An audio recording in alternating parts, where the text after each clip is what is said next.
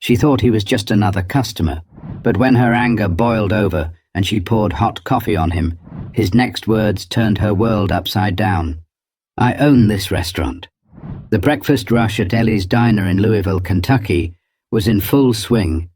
The hum of conversations mixed with the clatter of plates and the hiss of the coffee machine.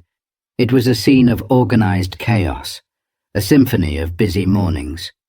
Jenna, a 25-year-old waitress, darted between tables, her hair pulled into a loose ponytail that threatened to unravel with every hurried step. She was exhausted.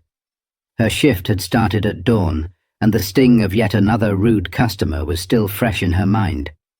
She plopped a tray onto the counter, muttering under her breath as the cook slid another plate of pancakes toward her. "Table 7, he said without looking up, his voice gruff and impatient. Jenna rolled her eyes and grabbed the plate. At table 3, a man in his mid-40s sat patiently, sipping water and scanning the menu. He wore a neatly pressed suit, his posture calm, yet there was an air about him that commanded respect. His name was Robert. To the staff, he was just another customer, though he carried himself differently, quiet but observant. When Jenna approached, he smiled politely and placed his order for scrambled eggs, toast, and black coffee. Jenna returned a few minutes later with his food, dropping the plate on the table with a little too much force. Robert glanced down and noticed something off. The eggs were fried, not scrambled. Calmly, he raised his hand and said, "Excuse me, I believe there's been a mistake. I asked for scrambled eggs." Jenna froze. Her shift was a train wreck, and her patience had long run out. She felt the eyes of other diners on her, as if the entire room was waiting to see how she'd respond. Her face burned with frustration, but she forced a tight smile and said, "I'll fix it." But as she turned to walk away, the tension in her chest tightened. Fixing it meant more work. More work meant more time stuck in this place she hated. She clenched her teeth, gripping the plate harder than she realized. But something else was bubbling beneath her surface. Something much harder to control. Jenna stormed into the kitchen, slamming the plate onto the counter. "Scrambled eggs for table 3, she barked, her voice sharper than she intended. The cook raised an eyebrow, but didn't say a word, his hands already moving to crack fresh eggs into the sizzling pan. She crossed her arms and tapped her foot, the noise grating against the hum of the kitchen. Her mind was a swirl of frustration. The last table had left a terrible tip, and she was already dreading the double shift she had agreed to cover. Rent was due, her car needed repairs, and her phone bill was overdue. She felt like she was drowning, and every small inconvenience pushed her closer to the edge. Through the order window, she caught sight of Robert sitting calmly at his table. He didn't look annoyed or impatient. In fact, he was reading something on his phone, oblivious to the chaos around him. That calmness irritated Jenna even more. She thought, how can someone sit there so relaxed while I'm breaking my back in this place? The cook slid the new plate of eggs onto the counter, and Jenna snatched it up, plastering a fake smile on her face as she returned to Robert's table. "Here are your scrambled eggs," she said in a clipped tone, setting the plate down.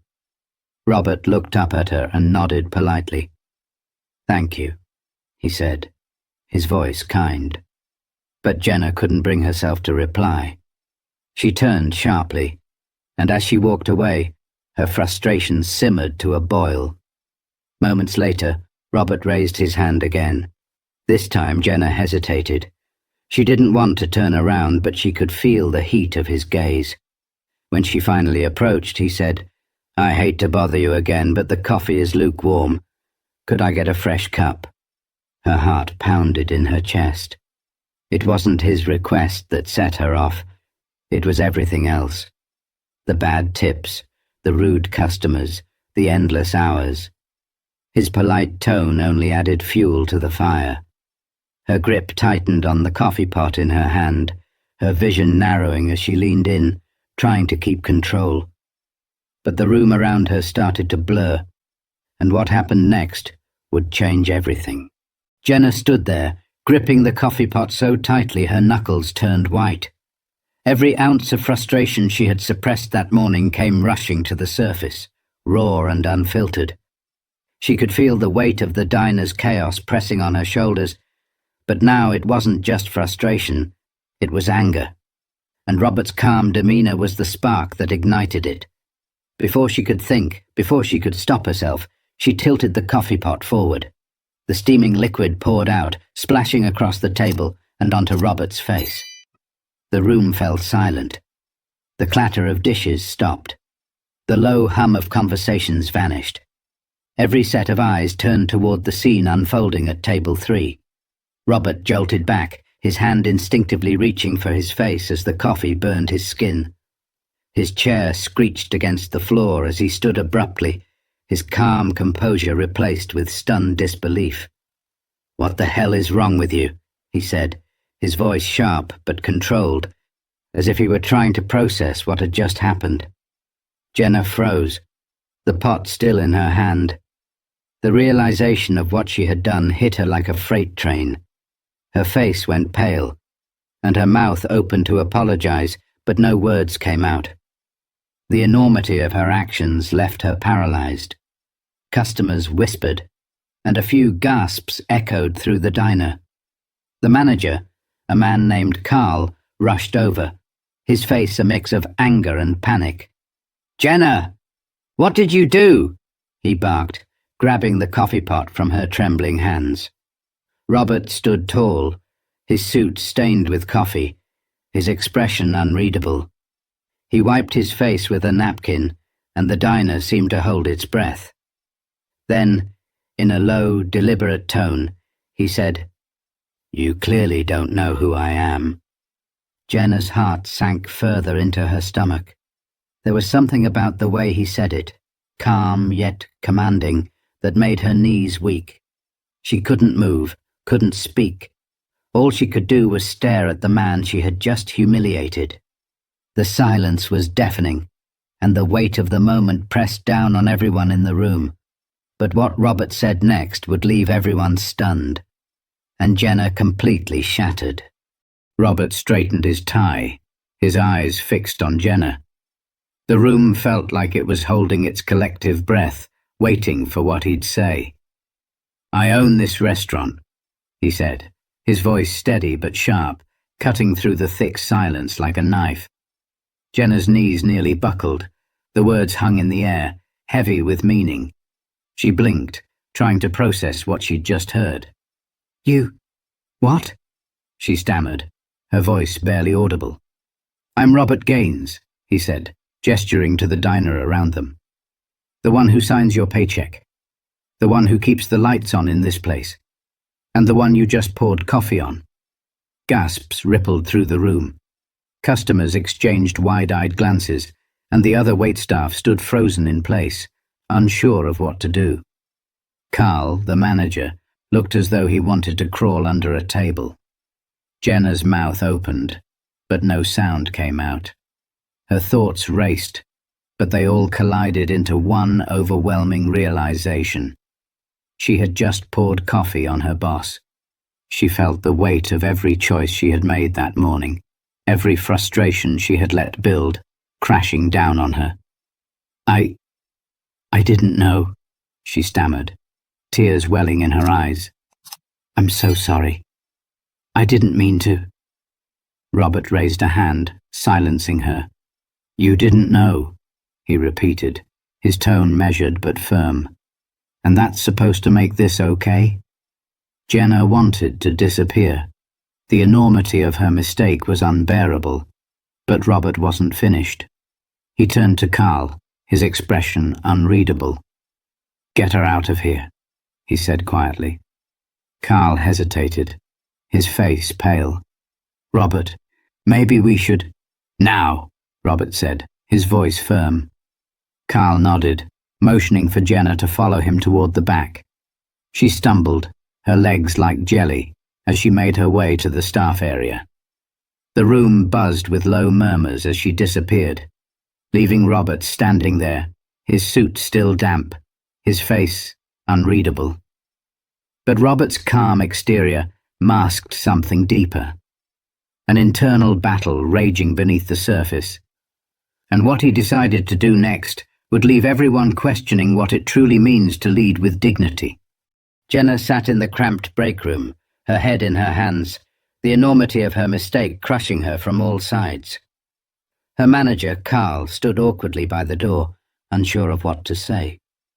The muffled sounds of the diner, customers murmuring, the clinking of silverware seeped in through the walls.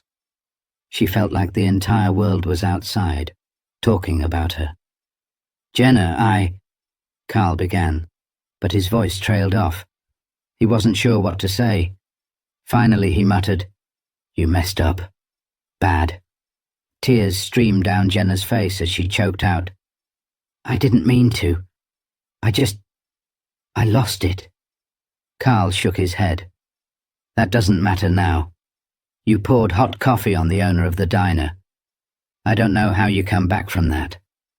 Meanwhile, out in the dining room, Robert stood near the counter, dabbing at his stained shirt with a damp towel. The other waitstaff hovered nearby, their eyes filled with a mix of concern and fear. Customers whispered, some pulling out their phones, clearly trying to snap pictures of the aftermath. One of the older waitresses, a woman named Denise, cautiously approached Robert. "Are you okay?" she asked softly, her eyes scanning his face for signs of injury. Robert nodded, though his jaw was tight. "I'm fine," he said simply. But the weight of the moment wasn't lost on him. He could feel the stares, the judgment, the unspoken questions. Why hadn't he exploded in anger? Why hadn't he fired her on the spot? He exhaled slowly, his mind racing. He was no stranger to prejudice, to being underestimated, to being treated unfairly. He had worked hard to build this diner into a community staple, to create a space where everyone was welcome. But this incident had struck a nerve. It wasn't just about the coffee. It was about the lack of respect, the careless way people could lash out at others without thinking of the consequences. And now, standing in the center of his own restaurant, Robert had a decision to make, one that would determine not only Jenna's future, but also the example he wanted to set for everyone watching. Robert stood still for a moment, his gaze sweeping across the diner. The staff, the customers, everyone was watching him, waiting to see how he would respond. He felt the weight of their expectations, but he also felt the tug of his own principles. This wasn't just about one impulsive act, it was about what it represented. He walked toward the center of the room, his voice calm but firm as he addressed the crowd. "Accidents happen," he said, his tone carrying a gravity that silenced the murmurs. But what happened today wasn't an accident. It was a choice. A bad one, driven by frustration and carelessness. The room was silent, every word sinking in like a stone into water. He turned to Carl, who was still lingering near the break room door. "Bring her back out here," Robert said, his voice steady. Carl hesitated. "Are you sure? I'm sure," Robert interrupted. Moments later, Jenna emerged, her face streaked with tears, her hands trembling. She couldn't meet Robert's eyes, but she could feel the weight of his gaze. She stood there, exposed and vulnerable, in front of the entire diner. "Jenna," Robert said, his voice softer now but still commanding, "what you did was unacceptable. But this isn't just about you. It's about all of us. About how we treat people when we think no one's looking. About the assumptions we make and the anger we let control us." Jenna's voice was barely a whisper. "I'm so sorry. I wasn't thinking. I let everything get to me and I don't know how to fix it." Robert studied her for a moment, his expression unreadable. Then he said, "You fix it by taking responsibility, by learning from it, by doing better." She looked up at him, her eyes wide with surprise. Are you firing me?" He paused, letting the question hang in the air. Then he said, "No, not yet. But you're on probation. And you're going to take the next month to prove to me, to yourself, and to everyone here, that you're better than this." The crowd murmured, some in disbelief, others nodding in understanding. Jenna's tears flowed freely now, a mix of relief and shame washing over her. "I will," she said quickly. "I promise. I'll do whatever it takes." Robert nodded, then turned to the rest of the diner. "This is a reminder to all of us," he said. "We don't know what someone else is going through. But that's not an excuse to lash out. Respect isn't optional. It's the bare minimum." The room was silent, not from shock, but from reflection. Robert's words lingered, planting seeds of thought in everyone present. He turned back to Jenna, his voice gentle now. "Go clean yourself up, and then get back to work. We're not done here." The tension in the diner began to ease, though the weight of what had happened lingered in the air. Jenna quietly slipped away to the restroom, splashing cold water on her face and taking deep, trembling breaths. She stared at her reflection, her tear-streaked face a stark reminder of the moment she wished she could take back. But Robert's words echoed in her mind. "You fix it by taking responsibility." Out in the diner, the staff began moving again, cautiously returning to their tasks. The customers, still murmuring among themselves, slowly resumed their meals. But the conversation wasn't about the food anymore. It was about the lesson they had all just witnessed. Robert sat back down at his table, now cleared of the mess. Denise brought him a fresh cup of coffee, her hand steady as she set it down. "You handled that well," she said quietly, her voice filled with respect. He nodded but didn't say anything.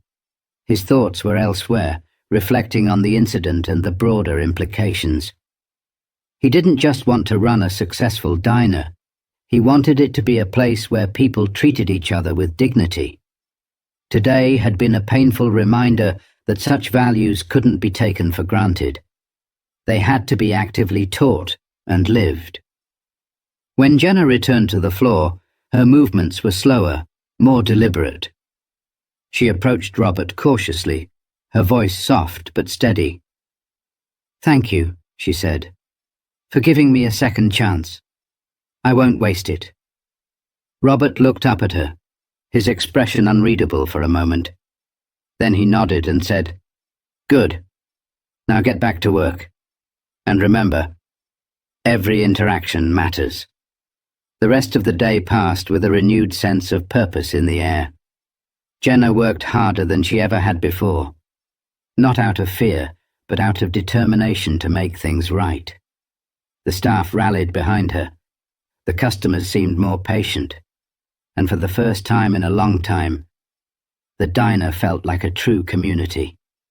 Sometimes, a single moment can reveal the cracks in our character, but it can also offer the chance to rebuild, stronger and more compassionate than before. Respect is a choice we make every day, and its ripple effect can change lives. If this story moved you, take a moment to reflect on your own actions. How do you treat the people you encounter each day? Let this be a reminder to lead with kindness and respect, even when it's hard. And if you enjoyed this story, don't forget to like, subscribe, and share. It's time we spread more of these lessons far and wide.